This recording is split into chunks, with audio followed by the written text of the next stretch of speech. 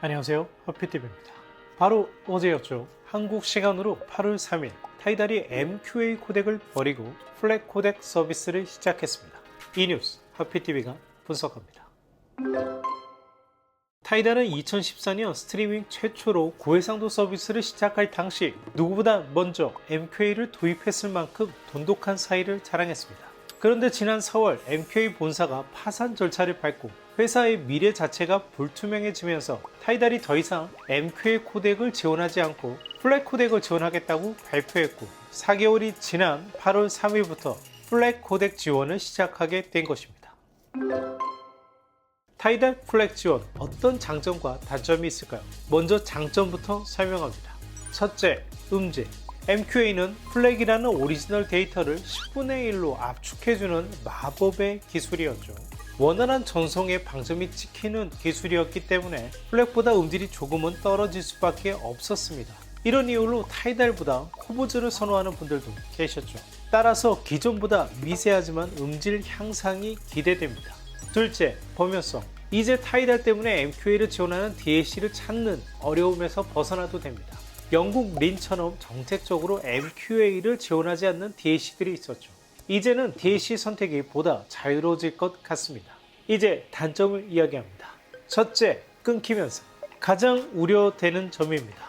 타이달은 아직 한국 서비스를 정식 런칭하지 않았죠. 가입만 막아놓았지 사용은 열어놓아 한국 유저들이 대거 쓰고 있었습니다만 종종 끊기는 현상이 발생했었습니다. 그런데 이제는 더 심해질 겁니다. 이 표는 투엘의 모차르트 바이올린 콘체르토 코덱별 데이터 크기입니다. 원래 이 곡은 DXT 24비트 352.8kHz로 레코딩된 곡으로 플랫 파일의 용량이 760MB입니다. 그런데 타이달에서는 MQA로 98MB로 서비스했어요. 데이터 용량이 무려 8분의 1이었죠. 그런데 이제 760MB로 데이터를 받아야 하니 부담은 8배로 커집니다. 따라서 사용자 환경에 따라 끊기는 일들이 많아질 겁니다. 특히 와이파이 사용자는 더 심해질 거고요. 만약 이전에 끊기지 않았는데 끊기기 시작했다면 가장 먼저 062부터 기가비트급으로 업그레이드 하셔야 합니다.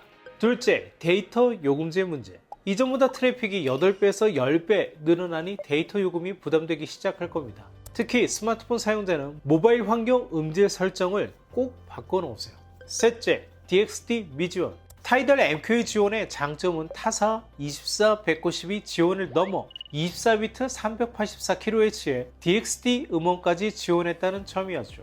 그래서 노르웨이 투엘 레이블의 DXT 음원을 타이달로 즐겨 들을 수 있었습니다. 그런데 이번 플랫 격전으로 이 DXT 음원이 88.2kHz 24비트로 다운되어 재생됩니다. 타이달의 장점 하나가 사라진 것이죠. 이 점 때문에 투엘 레이블의 프로듀서 모르텔 린드버그는 페이스북에 이건 다운그레이드라며 불편한 심경을 내비치기도 했습니다. 대신 앞으로 MQA 파일을 자신의 홈페이지에서 계속 판매할 것이라 하네요. 타이달이 플랫으로 바뀌면서 일부 기기는 설정을 바꿔주셔야 합니다. 특히 룬이 그런데요. 룬은 그대로 두시면 고해상도 음원이 44.1kHz로 다운샘플링되어 재생됩니다. 이를 막으려면 룬의 디바이스 셋업으로 가셔서 MQA Capabilities 항목에서 No MQA Support로 바꿔주시면 됩니다. 이렇게 바꿔주시면 원래 9624로 재생됩니다. 룬 사용자는 반드시 바꿔주세요. 지난 1월 CES에서 MQA 직원을 만났을 때만 해도 새로운 블루투스 코덱이 글로벌 기업에 쓰일 거라면서 자신만만해 했는데 몇 개월 만에 이렇게 천지개벽할 일이 벌어졌네요. 사실 10년 전만 해도 전 세계 인터넷 인프라가 형편없었기 때문에 고해상도 음원을 끊김없이 들으려면 MQA는 필수였습니다. 하지만 10년이 지난 지금은 그냥 플랫으로 들으면 되는데 굳이 MQA가 필요한가 생각이 드는 것도 사실이죠.